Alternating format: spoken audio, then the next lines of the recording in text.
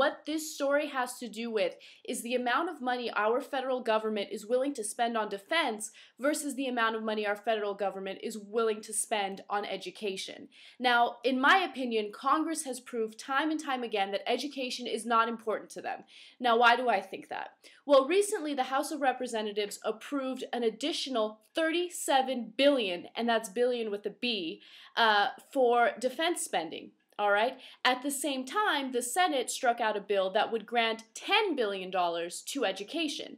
Now, that bill was intended on helping teachers get their jobs back, also helping revamp our public education system because, of course, public education has been a victim of major deficit and major budget cuts.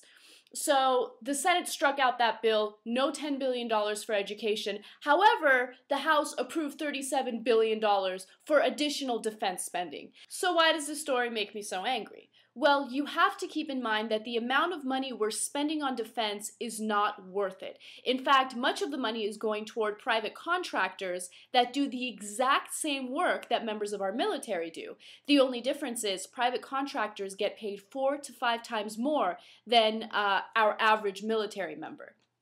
So, of course, that drives up the cost of war, and, of course, there is the second argument that we have no business being in Afghanistan in the first place. So, all of this money, all of our resources, 23% of our federal budget last year went toward defense. At the same time, teachers are getting fired, schools across the country have to cut back on their books and cut back on their education materials. The United States is falling behind in every aspect of education. You have so much competition in the global economy, considering China, considering India, considering other countries that put a gigantic emphasis on education, while we're falling behind, while we are putting education on a back burner. I think it's important for politicians to take a step back and analyze what's important for our country and what's important for our future.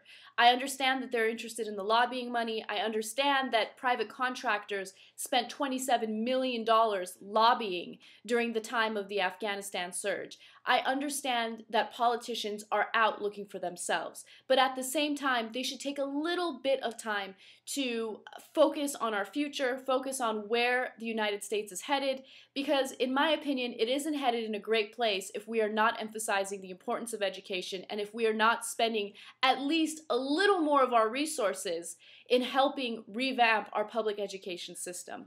Anyway, that's my top vlog. There are more details about this story in the link right below this video. As I said before, I encourage you guys to check it out, and I hope you enjoy the article. And I will see you guys later with another top vlog.